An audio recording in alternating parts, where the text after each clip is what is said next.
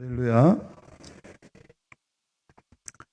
네, 오늘 또 이 거룩한 제단에 나오신 우리 성강의 빈님 가족들에게 주님의 은혜와 평화가 가득히 임하시기를 간절히 축복합니다. 봄비처럼 촉촉히 젖어서 여러분의 어두웠던 마음에 새싹을 틔우고 봄꽃처럼 화려한 또 기쁜 그런 삶의 환희를 만들어내는 시간들이 되시기를 축복합니다. 오늘은 사순절 넷째 주일입니다. 주님의 남은 고난에 동참하면서 십자가에 담긴 용서와 부활의 시간들로 살아가는 그런 저와 여러분들이 되었으면 좋겠습니다. 이 사순절을 지나면서 갈보리 언덕에 십자가를 지신 주님을 바라보면서 마음속에 와닿는 찬양이 있습니다. 같이 찬양 드리면서 들어가겠습니다.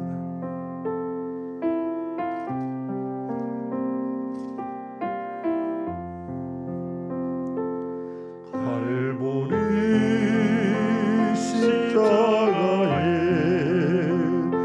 주님을 바라볼 때 하나님 크신 사랑 너무나 고마워라. 예수님의 십자가 이제는 나도 지고 이 생명 다 바쳐서 주님을 따르리라. 우리에게 믿음과 소망을 주시며 사랑으로 세상을 이기게 하셨네. 예수님의 십자가 이제는 나도 지고 이 생명 다 바쳐서 주님을 따르리라. 우리의 모든 간구 응답해 주시며 기도의 은혜로서 충만케 채우시네. 예수님의 십자가 이제는 나도 지고 이 생명 다 바쳐서 주님을 따르리라. 1절만 다시 부릅니다. 갈보리 십자가에 주님을 바라볼 때 하나님 크신 사랑 너무나 고마워라. 예수님의 십자가 이제는 나도 지고 이 생명 다 바쳐서 주님을 따르리라.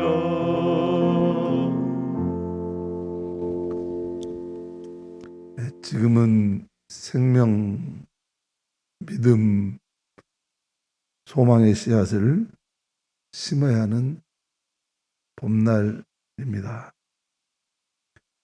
LH 직원들은 심지 말아야 할 것을 심었다가 지금 곤혹을 치르고 있습니다. 미얀마에서는 지금 목숨을 바쳐 민주주의를 심고 있습니다.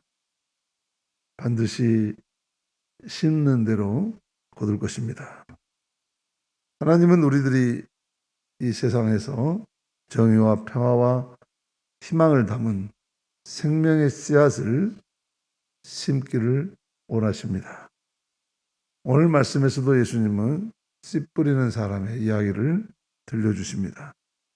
예수님 당시 주중의 세계는 막강한 군사력으로 무장한 로마의 통치를 받고 있었습니다.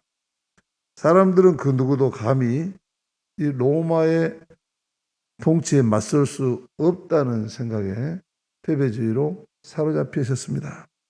그럴 때 우리 예수님은 저 제국의 변방인 팔레스타인 땅에서 하나님의 나라가 왔다고, 하나님의 통치가 시작됐다고 선포했습니다. 하나님 나라의 씨앗을 뿌리기 시작한 것이죠. 그것은 로마 제국 한복판에서 신음하는 사람들에게는 참으로 봄이 온다는 소식이었습니다.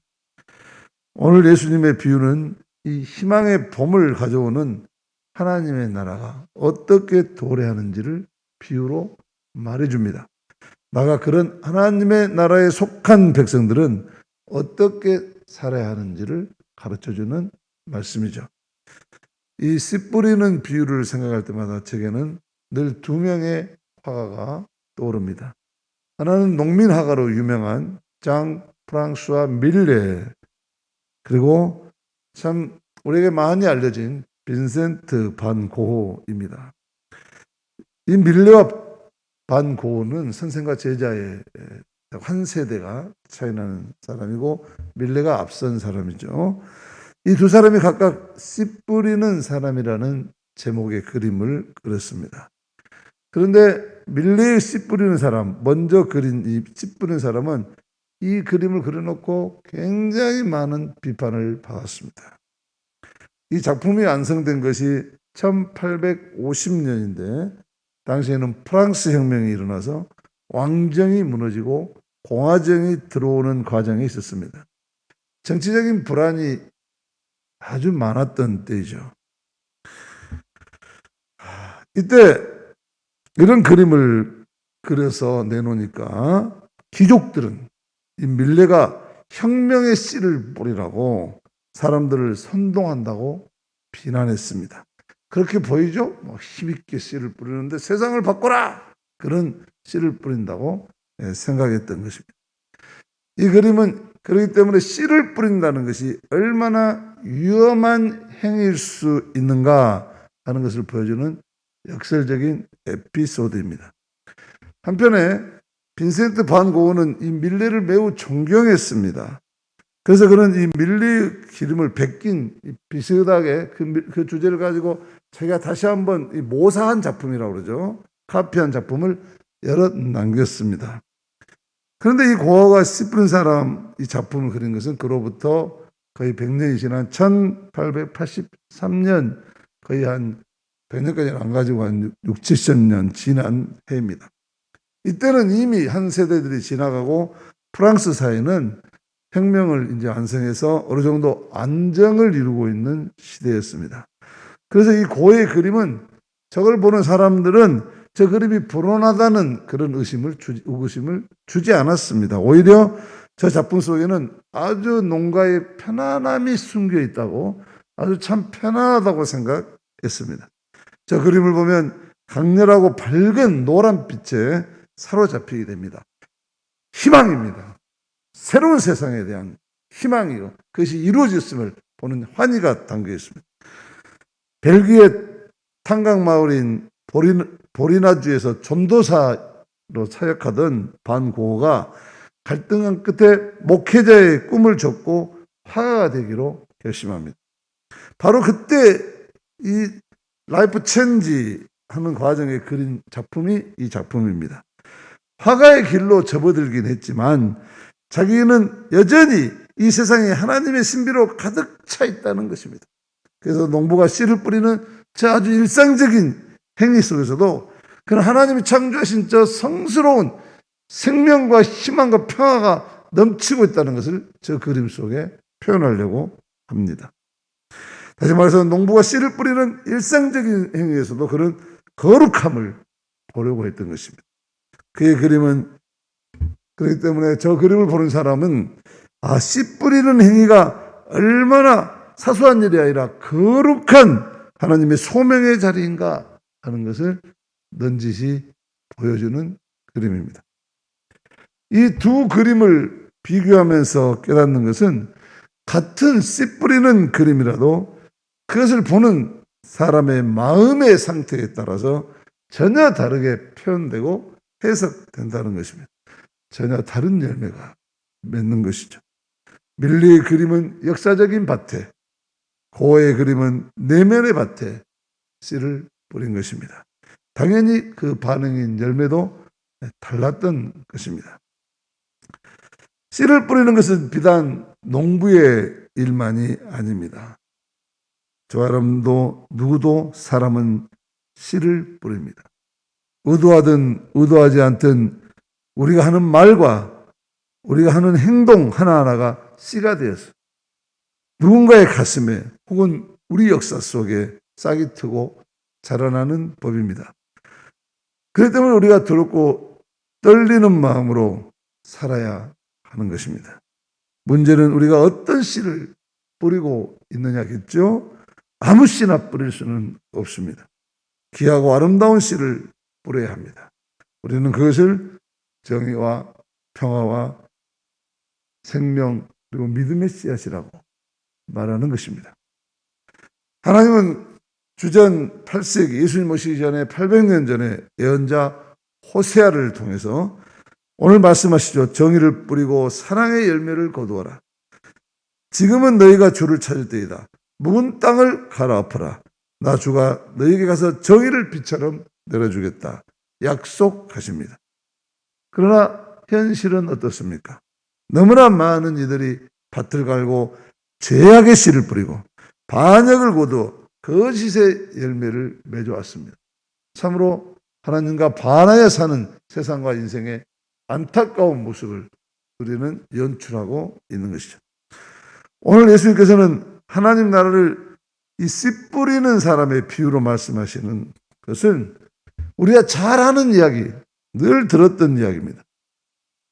농부가 그런데 잘 알고 잘 들었으면서도 아직도 여전히 우리의 밭가리는 여기에 못 미치는 말씀이기 때문에 오늘 또 우리는 새겨들어야 합니다.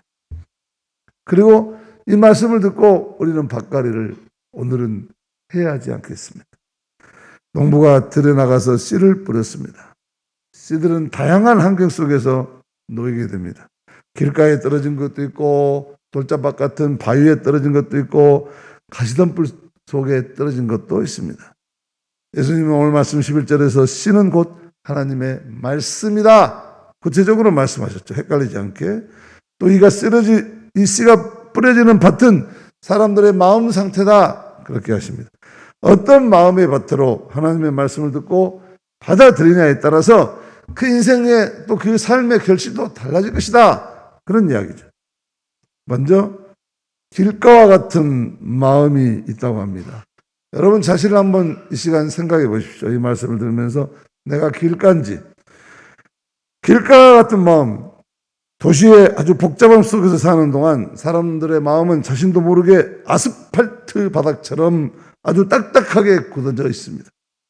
이런저런 사람들 만나서 부대끼고 살다 보니까 이리 밟히고 저리 치고 하면서 상처를 받게 되고 더 이상 상처를 받고 싶지 않다는 마음의 문을 딱 닫아놓고 삽니다. 그래서 닫혀지고 굳어진 자기 안에 갇혀서 사는 이들은 새로운 삶을 향해 자기를 과감하게 개방하고 열지 못합니다. 이런 마음은 길가와 같다는 것입니다. 그런데 이 길가에 씨가 뿌려지면 새들이 와서 금방 먹어버리듯이 이런 길가에 앉은 마음은 하나님의 말씀을 듣기는 하지만 건성건성으로 듣고 내면에 실천하지도 않고 귀에서 맴돌다가 버려버리고 갑니다. 곧 악마가 와서 그 말씀을 빼앗아서 구원에 이르지 못하게 한다는 것이죠. 오늘날 교회 안에도 이런 분들이 있습니다. 설교를 듣다가 우연히 유난히 말씀이 마음에 와 닿습니다. 맞아, 나도 그렇게 살아야지. 나도 한번 제대로 살아봐. 그런 생각이 딱 드는 순간, 그런데 저 말씀대로 살면 손해보지 않을까? 머리에 비상한 세상적에서 교회 밖에서 하던 식으로 남이 무슨 이야기하면 의도가 뭐지? 이게 될까? 이게 가능성이 있을까? 예안가가 있을까? 마음으로 듣지 않고 머리로 듣습니다. 머리로. 그러면서 머릿속에서 빙빙 그 말씀을 굴려봅니다. 그러다가 아이고 저 말씀으로 받다가 내가 힘들겠다, 상처받았다 결론이 나면 귀를 닫습니다. 그리고는 어째 오늘 설교가 좀 기네. 오늘 교회에서 점심도 안 준다는데 나가서 뭐 먹지? 그러다가 예배 끝나고 집에 돌아가면 오늘 설교가 무슨 말씀을 했어? 다 까먹고. 그때 이 사람 뒤에서 악마가 핵심의 미소를 짓고 있는 모습을 상상해 보셨습니까? 길과 같은 마음의 밭을 갈아엎어서 옥토를 만드시기를 축복합니다. 두 번째로 돌짝밭에 떨어졌다는 것은 잠시 동안 말씀을 기쁘게 받아들이지만 뿌리가 내리지 않고 가슴과 발로 삶으로 뿌리가 내리지 않고 잠시 그 말씀대로 살아가다가 시련이 닥쳐오면 곧 떨어져 나가버리는 사람을 말하죠. 13절 말씀 보면 말씀을 들을 때는 기쁨으로 받습니다. 그러나 문제는 지속성입니다. 이들은 말씀에 깊이 뿌리를 내리지 못하기 때문에 제풀에 지치거나 또는 신앙생활하면서 누가 보기 싫다든지 하는 사소한 장애물을 만나면 말씀 다 까먹고 마치 짓불 피면 금방 피었다 사라지듯이 짓불처럼 열정을 잃게 되는 경우가 이 경우입니다. 열정을 잃는 순간 그는 책임을 누군가 돌립니다. 누구누구 때문에 못하겠다. 누구누구 때문에 안 나갈란다. 다른 이들에게 전가시키고 싶어 합니다. 그래서 분란을 일으키고 신앙이 자라지를 못합니다. 모태똥으로 인해서 중국의 문화혁명이 일어나니까 선교사들이 추방명령을 받고 중국을 떠나야 했죠. 마지막으로 떠나던 선교사 한 분이 중국교회 훌륭한 지도자로 자란 제자에게 차를 마시면서 물었습니다. 앞으로 많은 환난과 핍박이 몰려올 텐데 사랑하는 제자야 견딜 수 있겠니? 그랬더니 이 중국 성도가 가만히 차를 바라다보면서 선생에게 대답합니다. 선교사님, 이 차가 뜨겁죠? 그런데 이 차가 뜨거운 물속에 들어갔다고 해서 이 차가 그 맛을 잃었나요? 오히려 뜨거운 물속에서 이 차는 제 맛을 우러내고 있지 않나요? 저도 이 뜨거운 환난과 역경 속에서 진짜 신앙의 맛을 우러내 보겠습니다. 그렇습니다. 이 제자의 고백처럼 참된 신앙은 역경을 견뎌내면서 증명되는 것입니다. 오히려 역경 속에서 정글같이 되고 어두운 밤하늘에 별같이 빛을 발휘할 것입니다. 가짜는 언제나 역경이 오면 사라집니다. 돌밭 같은 마음.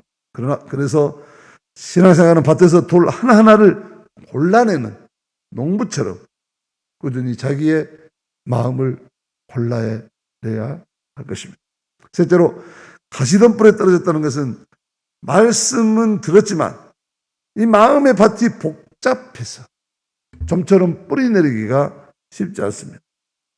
자기의 마음이 근심과 욕망과 인생을 향락에 사로잡혀서 또 교회당에 앉아있지만 마음이 복잡해서 온갖 세상 일로 가득 차서 쓰레기통같이 되어버린 그 마음속에 하나님의 말씀이 들어갈 자리가 없는 겁니다. 이것을 존 웨슬리 목사는 명목상 그리스도인이다. almost Christian. 비슷한 것 같지만 아니다. 이들도 하나님께 봉사하려는 열정을 가지고 있습니다. 그래서 악을 피하려고 애쓰고 깨끗한 양심을 가지고 살려고 노력합니다. 기회가 있을 때마다 선행을 하려고 합니다. 하지만 이해관계가 흘러있는 현실적인 문제가 들닥치면 얼른 신앙적인 태도를 거두어드리고 맙니다. 부끄럽지만 이게 우리들의 실상 아닙니까? 그렇기 때문에 날마다 우리 마음에 세상 염려와 걱정, 가시덤불을 제거하고 마음의 밭가리를 해야 할 것입니다. 주님의 말씀이 끝나지 않았습니다. 이제 주님은 씨앗들 많이 허비해 버리는 것 같지만 그래도 덜어는 좋은 땅에 떨어져 100배의 결실을 맺는 것도 있다고 합니다. 저는 여기에 희망을 둡니다. 이 덜어는 한국교회가 참 많지만 씨도 받아들이는 상태가 여러 가지지만 이 덜어 가운데 강주 성강교회가 들어있기를 축복합니다. 이 덜어는 좋은 땅에 떨어져 100배의 결실을 맺는 것도 있다.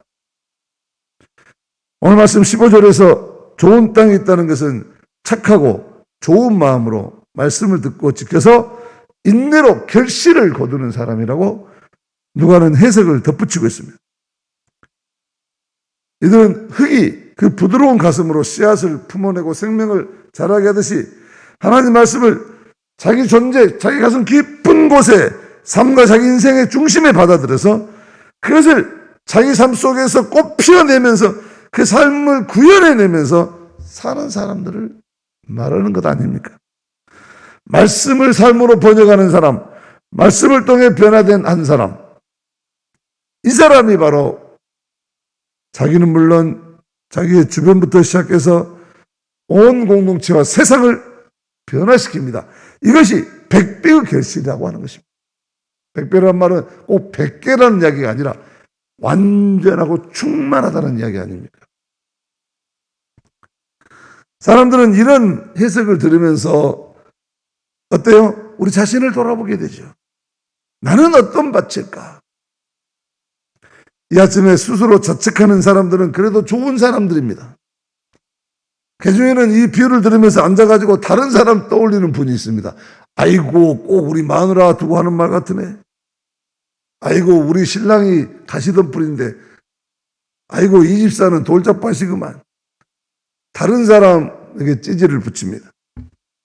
그야말로 말씀의 오용이라고 해야 되겠죠.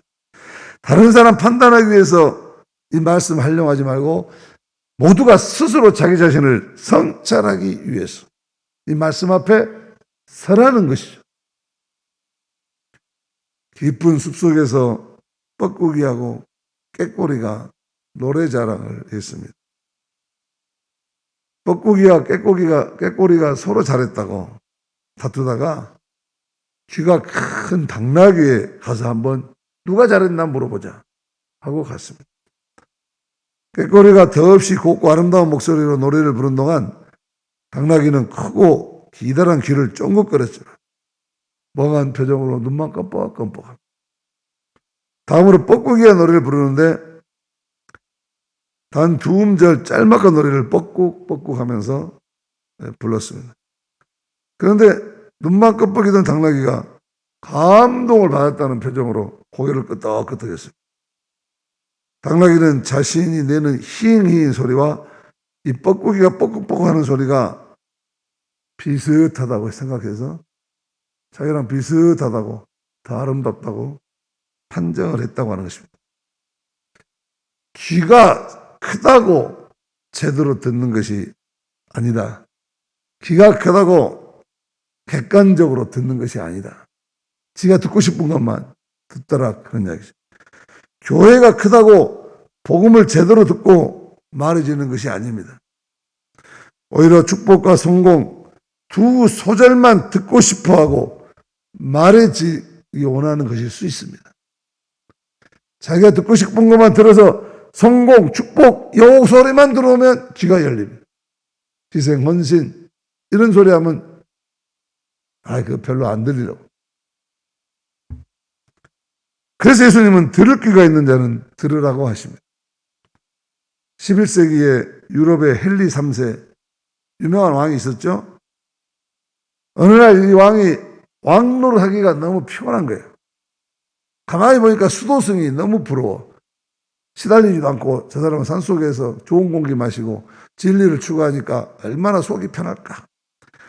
그래서 리차드라는 수도원장을 찾아가서 수도사여, 나를 좀 이 수도원에서 수도하게끔 받아주시오 하고 말했습니다. 이 수도원장이 가만히 바라보더니 조심스럽게 말합니다. 그래요, 왕이시여, 수도사가 되려면 중요한 규칙 하나가 있는데 그거 지킬 수 있겠습니까? 아이고, 뭐든 지키겠습니다. 뭐라고 못하겠습니까? 이제 수도원은 제가 있어야 될 곳입니다. 그래요. 그다음 말씀드리죠. 수도원의 생명은 순종입니다. 순종할 수 있겠습니까? 늘 명령만 하셨는데. 네, 철저하게 순종하겠습니다. 그렇다면 자격이 있습니다. 그럼 제가 첫 번째 명령을 내리겠습니다. 지금 당장 왕궁으로 돌아가서 하나님께서 당신이 맡긴 백성들을 긍휼히 여기고 잘 열심히 섬기십시오. 예수님도 같은 말씀을 하십니다. 교회에서 예배드리고 하나님 말씀을 듣고 은혜 받았다고 교회 안에 머물며 살 수는 없습니다. 말씀을 간직하고 말씀을 가슴에 품고 이제 머리에서 가슴으로, 가슴에서 손발로, 그리고 여러분의 삶의 현장으로 돌아가서 그 말씀대로 살아내고 그 말씀대로 순종해야 할 것입니다.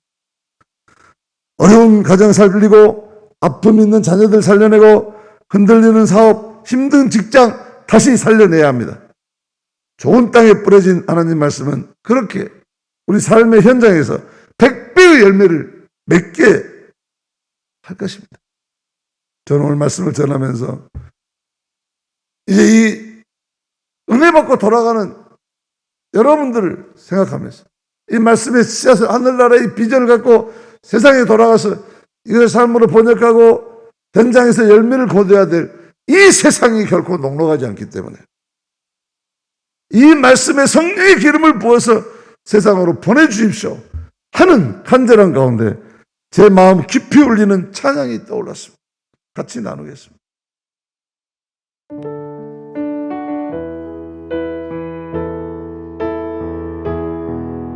내 한패하였던 이 땅 어디서나 순결한 꽃들 피어나고 그 위에 나무가 가득한 세상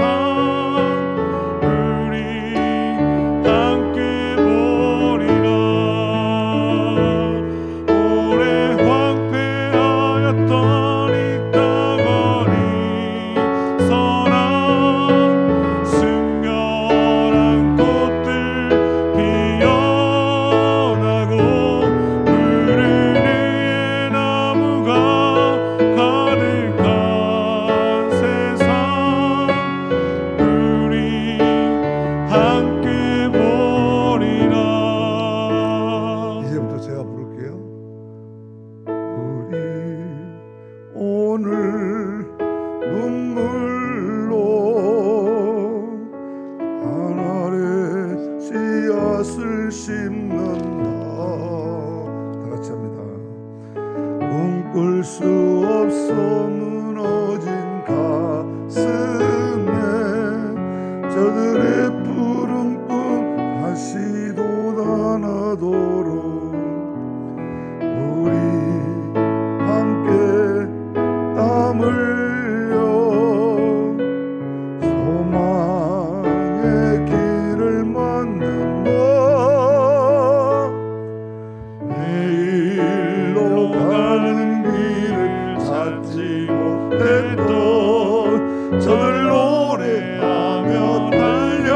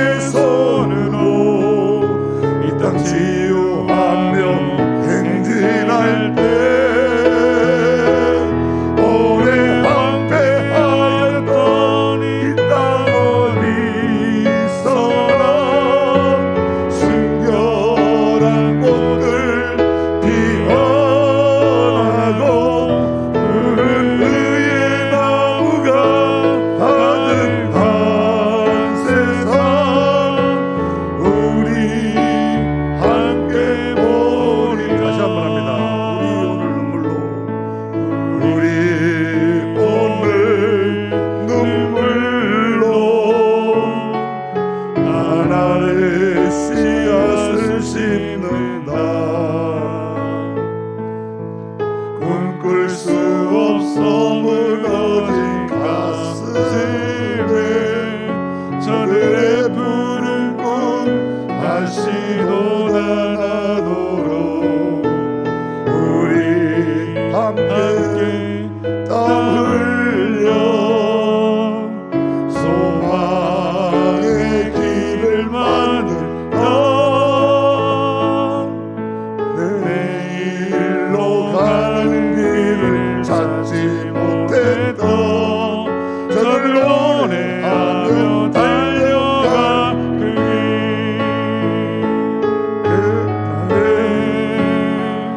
우리 보리라 새벽 이슬 같은 저를 일어나 그걸 가슴 사랑의 손으로 이 땅 치유하며 행진할 때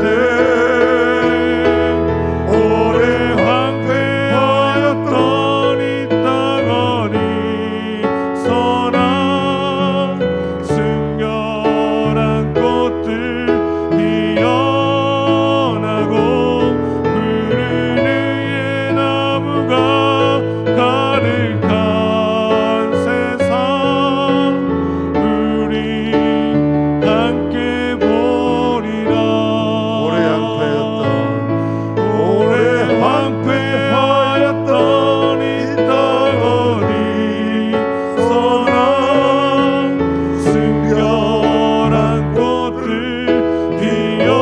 피어나고 푸른 의의 나무가 가득한 세상 우리 함께 보리라.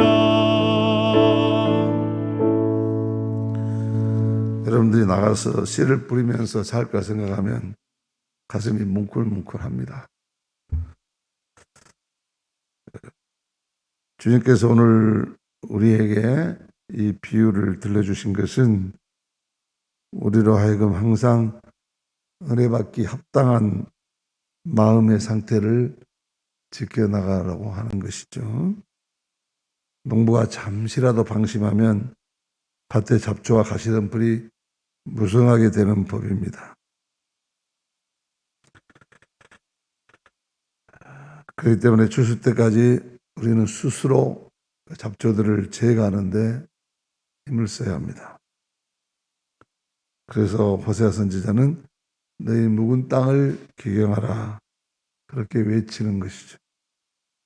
그렇게 마음밭 갈아엎어서 좋은 땅 갖고 놓으면 그 마음에 하나님의 말씀 씨앗 부러지고 성령의 담비 내려 100배의 열매를 맺게 될 것입니다. 사랑하는 성도 여러분, 지금은 밭을 갈고 씨를 뿌리는 일로 분주한 계절입니다. 이 생명이 약동하는 봄날에 우리들도 씨 뿌리는 자임을 잊지 마십시다. 우리가 뿌리는 씨앗이 우리 혹은 우리 후손들이 살아갈 미래를 열어줄 것입니다. 더디더라도 반드시 하나님이 거두시게 하시리라는 확신을 가지고 오늘도 기뻐하면서 생명의 씨앗을 뿌리십시다. 주님 우리를 통해서 100배의 열매를 맺게 하실 것입니다.